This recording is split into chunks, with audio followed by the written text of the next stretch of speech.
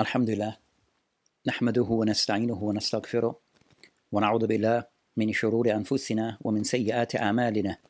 Man yahdihillah fala mudilla lah wa man yudlil fala hadiya lah. Wa ashhadu an la ilaha illallah wahdahu la sharika lah wa ashhadu anna Muhammadan 'abduhu wa rasuluh sallallahu alayhi wa ala alihi wa ashabihi wa man tabi'ahum bi ihsanin ila yawmiddin, amma ba'd.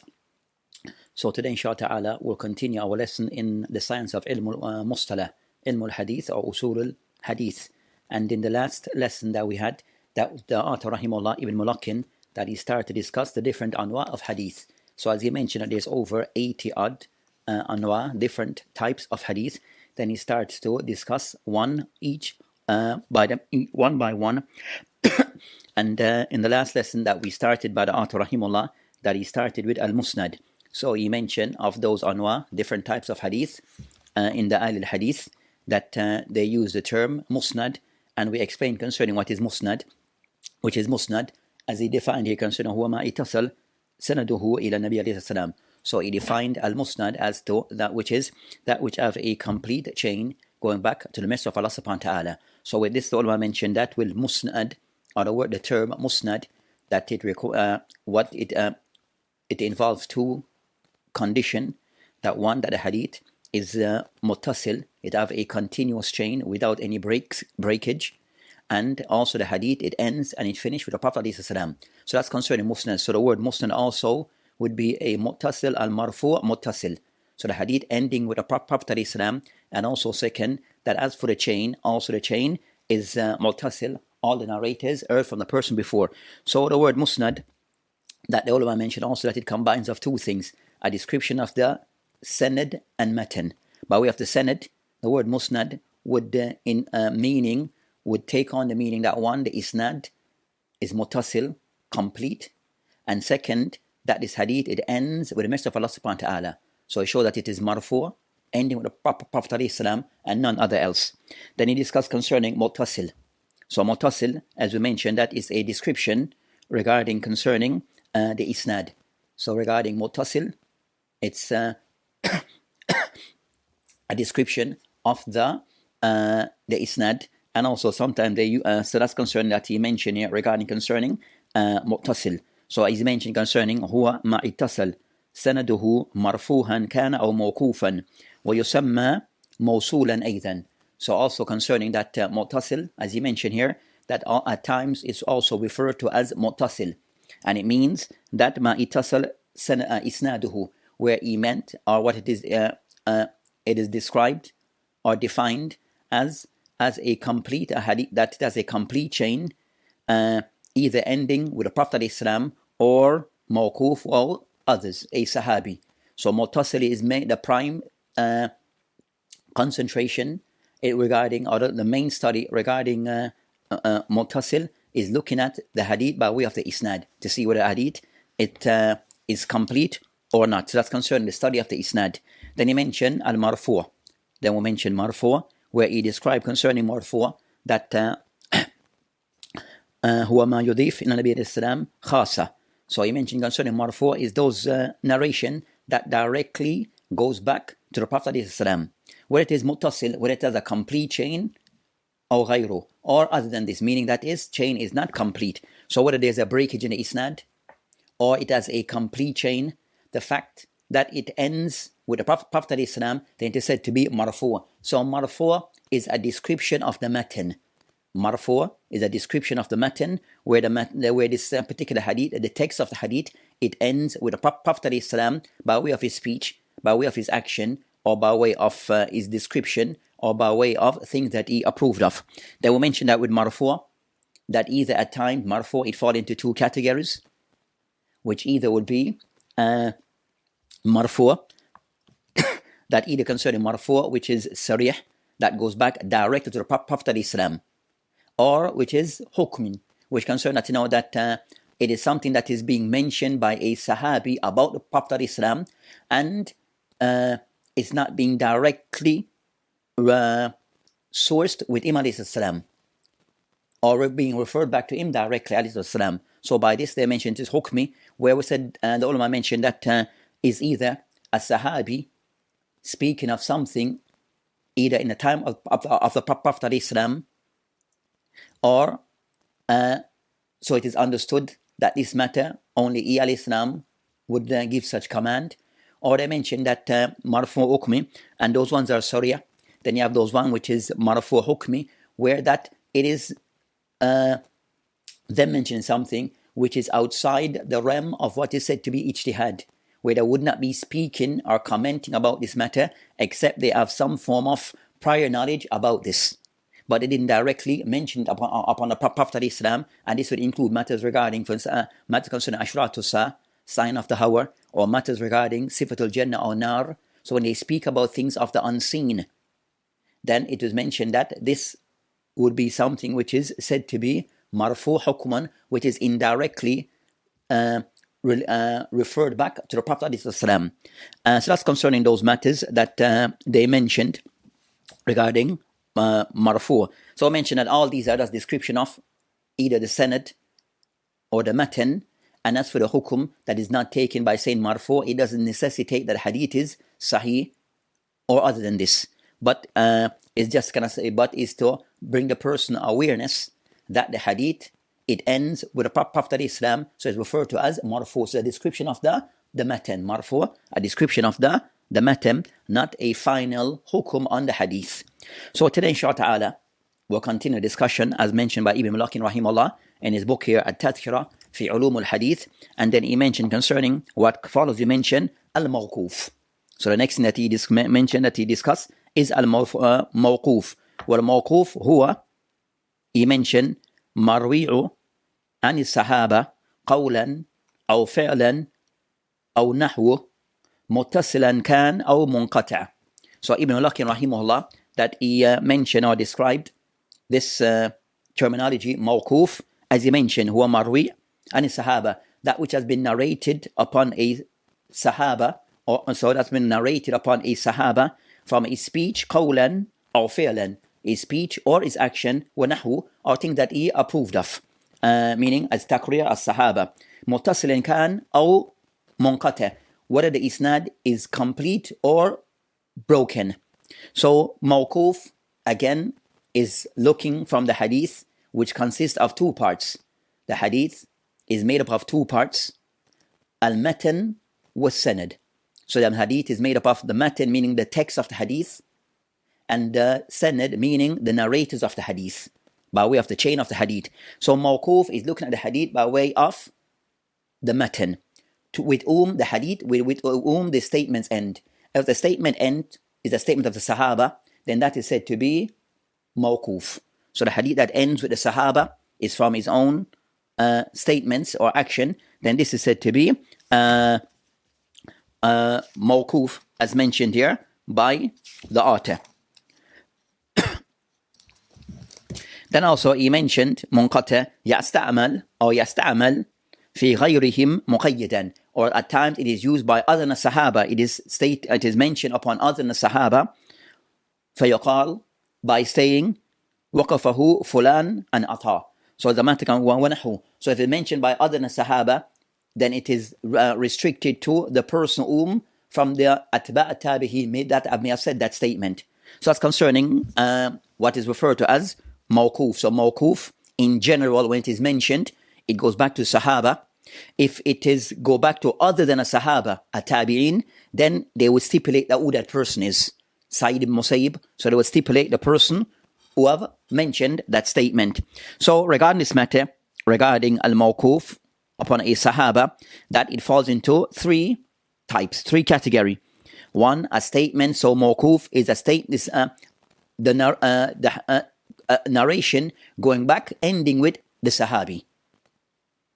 Of that would be a statement. So regarding concerning of the qawl sahabi, and that would be concerning ma nusiba ila sahaba min qawlihi. So a statement that goes back to the sahaba, that will be said to be mawquf qawli.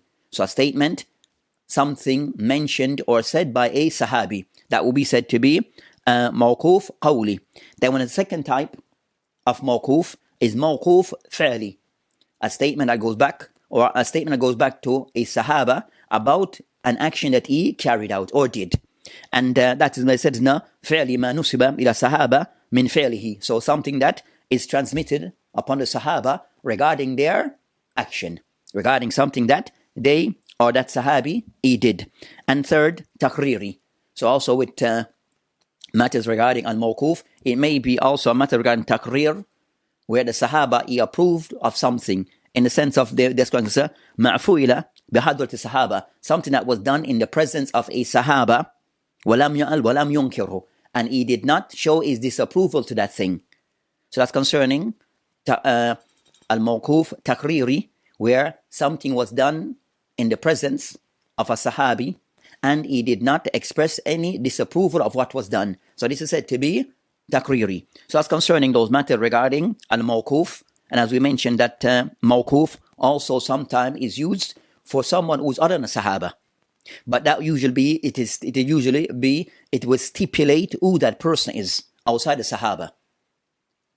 So that's concerning that matter regarding al-mawquf. As for concerning that al-mawquf, that as we mentioned, that is a description was lil matan. It's a description of a matan, where it ends. So mawquf is bringing to our attention, clarifying to us that this particular statement or action, it ends with a Sahaba. It goes back to a Sahaba and not to the Prophet ﷺ. So mawquf is not something that goes back to the Messenger of Allah subhanahu wa ta'ala, but rather it ends with a Sahabi. And if other than a Sahaba, then it will be stipulated who that person is, or to be identified who that person is. So that's concerning mawquf. As for said with that mawquf also is not to give, it doesn't give us a hukum upon the hadith or upon that narration. Mawquf does not per se is a hukum, whether that athar or that statement or that mawquf, that it is sahih or not, but rather just a general description of the matan of that narration, where it ends with. So it will be studied regarding mawquf, regarding concerning that mawquf. And as we mentioned previous concern, that some mawquf sometimes can be elevated to the level of marfu' by way of hukmi. So regarding concerning something that are said by a sahabi, then it can be elevated to the hukum of marfu'. So even though it is a statement of sahaba, but in reality, it is giving the hukum of, it's something that is referred back to the Prophet ﷺ because of that matter. As we mentioned before, they spoke about something of the unseen, of ashratu sa, yawm al-qiyamah. So those type of matters that would be elevated to the hukum of marfu' hukmi, even though it is something that was said by a sahaba. But in most cases concerning mawquf, in most cases will be those things that refer back to the sahaba. Of some of the ulama, there are times they would use concerning that thing that relates to a sahaba, they refer to it as al-athar. So al-athar, sometimes regarding matters concerning mawquf, that sometimes referred to as al-athar. So those things that go back to sahabi, then sometimes it is the word that is used also is al-athar. The word that is used is al-athar. So you have that sometimes is used by some of the ulama. So at this stage, that Ibn Mulaqin rahimahullah, that is trying to clarify certain terminologies that are used by the muhaddithin, that give us a description either of the isnad or give us a description of the matan, but not necessarily give us an hukum on the hadith, but overall to understand the language that is used by the ulama of hadith. So when they said something which is marfu', we know exactly what is meant and how to understand it correctly. Also mawquf, as we are discussing, that what is meant by al-mawquf. So as we mentioned, that's concerning that matter regarding al-mawquf.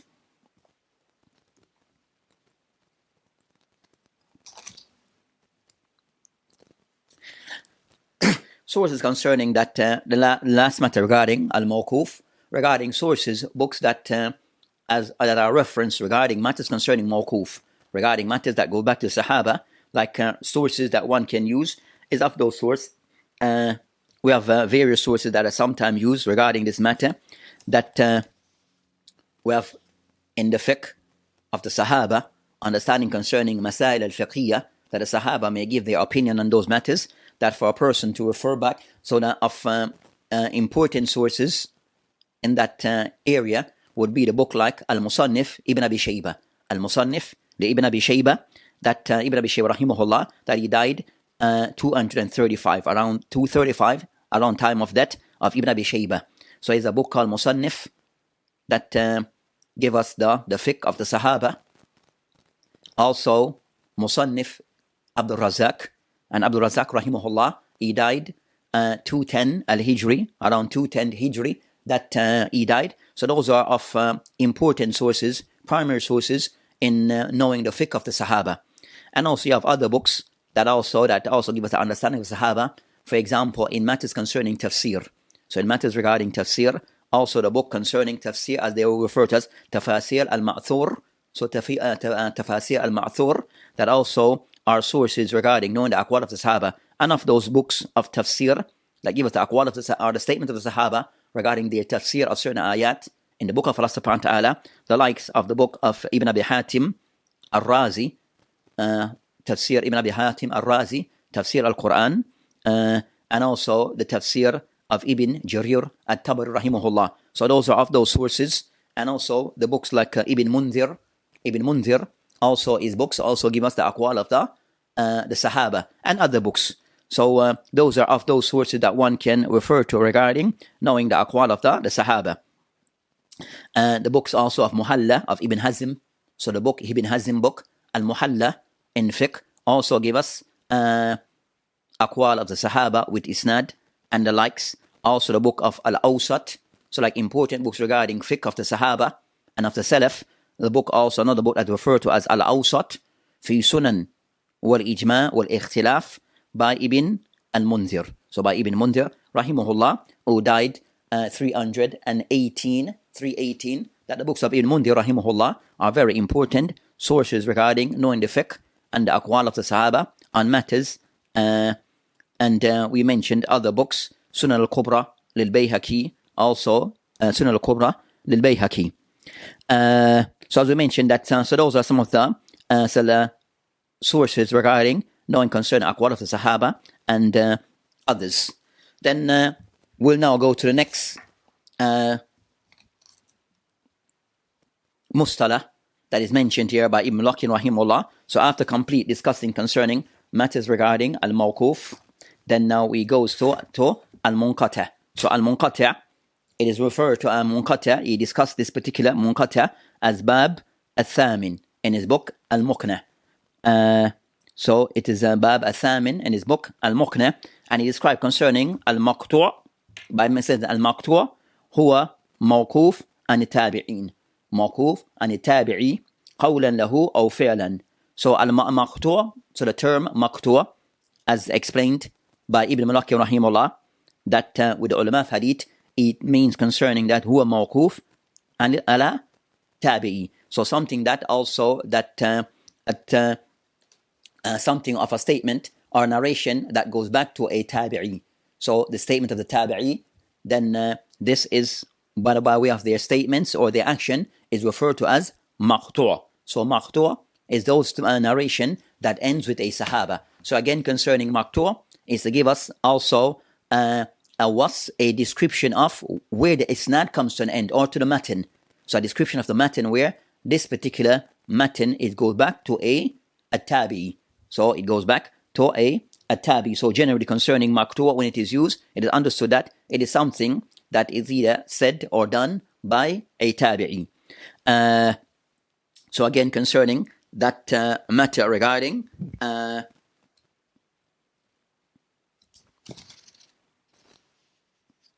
concerning al-maqtu'. So just as the previous one, so we have maqtu' that either go back to the statement of a sahabi, to a tabi'i, or it goes back to that of his action. So that's concerning that particular matter, whether the isnad is muttasil or ghayr muttasil. So it's not per se is so maqtu' is more to give us an idea concerning that this particular isnad is a description of the matan, which it ends with a tabi'i or adad. So what matters concerning al-maqtu' will be concerning statement concerning of Hasan al-Basri. So statement of Hasan al-Basri will be of those tabi'in. So a statement we consider to be of maqtu'.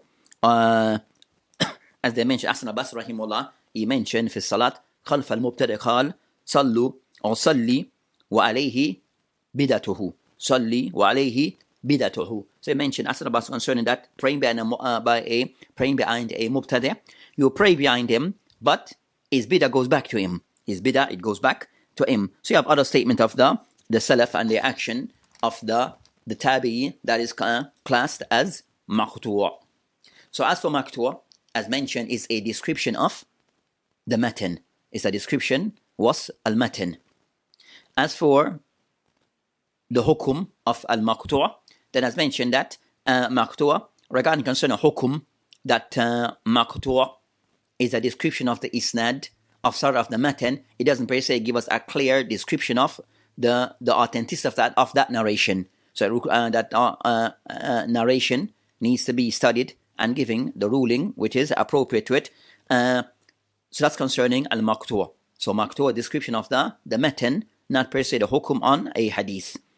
A discussion between the ulama which is concerned at al-maqtu'. Also concerning that maqtu', concerning hukum al-maqtu', that is things of the tabihi, just as concerned the sahaba, are they said to be hujjah.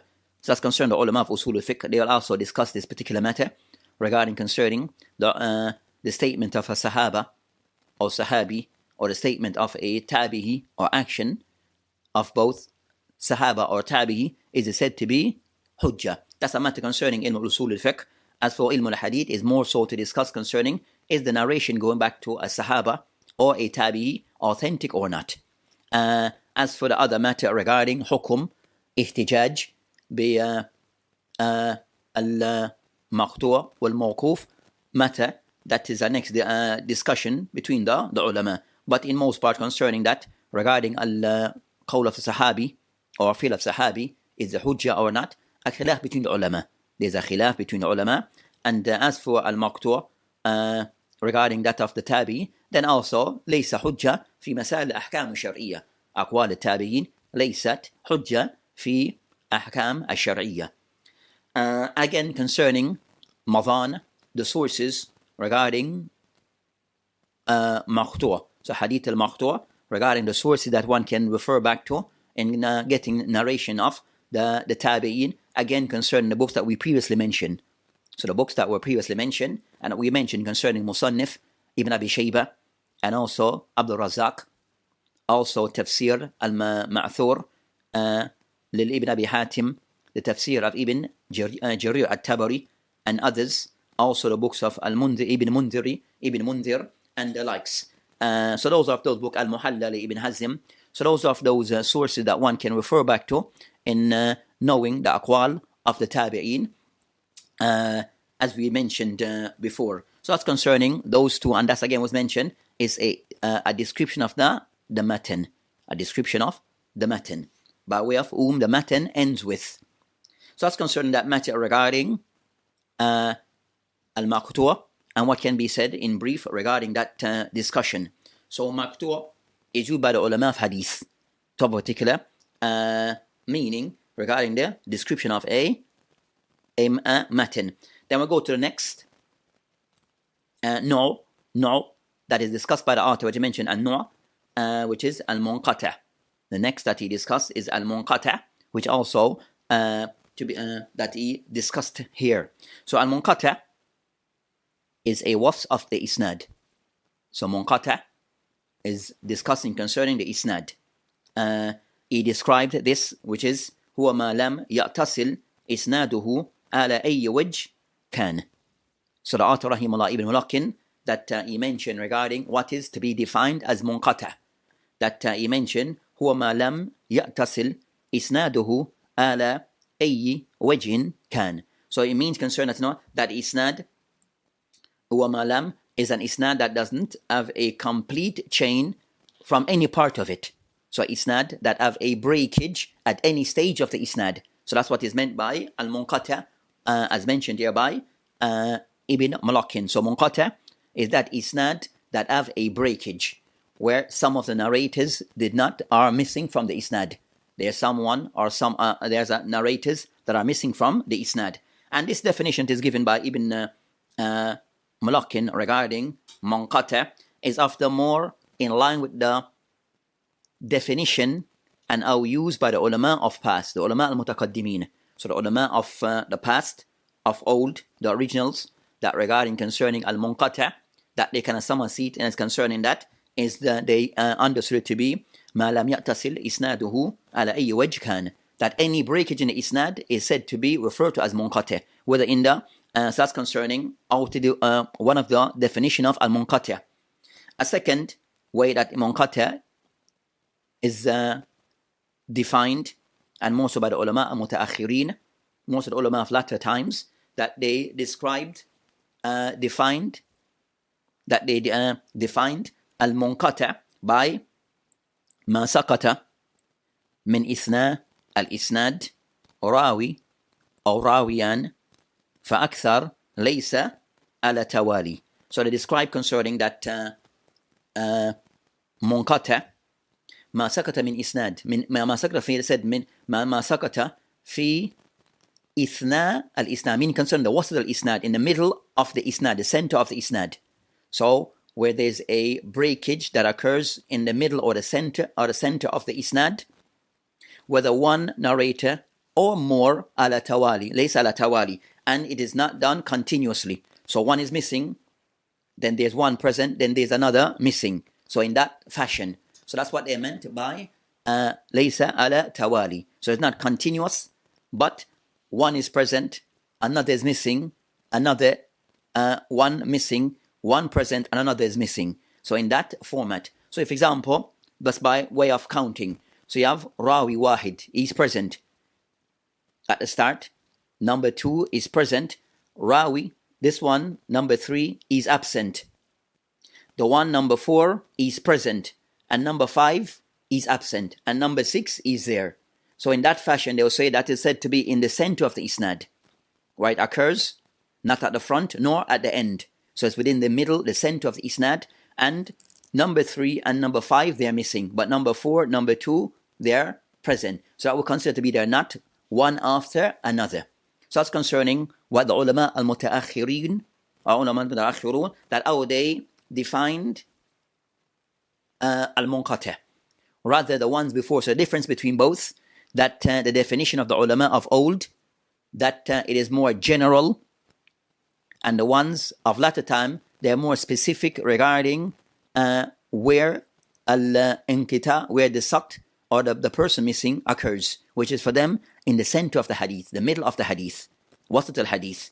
So not at the end, nor at the beginning, but rather in the center area or the middle of the hadith, regarding the narrators. So that's concerning that matter. So these kind of differences at times, that how the ulama of old may define a hadith and how they work with a hadith may be different based upon the definition or what is said by the ulama of latter time. So the person understand how to gauge and how to understand the language of both, of those of old and also those of more of latter times or of more recent. So that's concerning the ulama regarding how they defined al-munqati. So al-inqita with the ulama of old, it would include concerning mu'dal and the likes would be a part of what they will refer to as irsal, and all of those refer to it al-munqati. So any breakage in the isnad generally to refer to as al-munqati.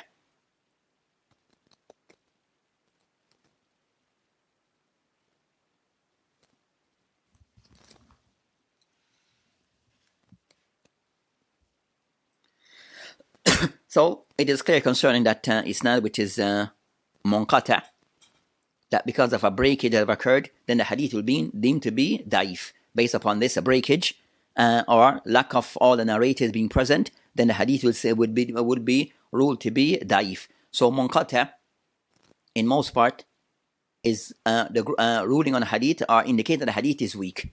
So when a hadith is described as munqata, then a person to understand that hadith is weak. So that's concerning, and that's the ruling of the ulama of hadith, that the general rule of the ulama of hadith, that regarding concerning munqata is said to be hadith, which is, and that's concerning with the ulama of hadith in general. So concerning jami' al-ulama al-hadith, that they all concerning munqata as a ruling, that the hadith is said to be da'i for the ulama of the old or of more of latter times, recent time, that they all agree upon. The hadith is said to be weak, and the reason because the one missing is unknown.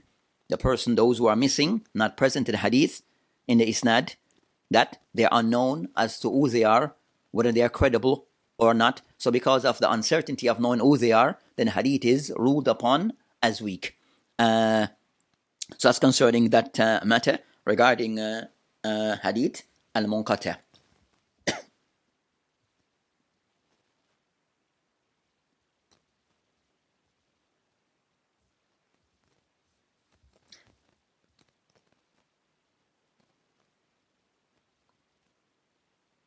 So that's concerning that discussion regarding al-munqata, that as mentioned here. So mentioned, so that's concerning the matter regarding al-munqata. So today, inshallah ta'ala, we'll, as we'll discuss concerning mursal next, so we'll stop here at this particular point. We'll discuss concerning those different types of hadith that is mentioned today, and description of hadith. And inshallah ta'ala, in the next lesson, we'll continue from where we had stopped. وبالله تعالى توفيق وهادي إلى سبيل والآخر دعوانا الحمد لله رب العالمين وصلى الله وسلم على نبينا محمد وعلى آله وصحبه أجمعين. السلام عليكم ورحمة الله وبركاته.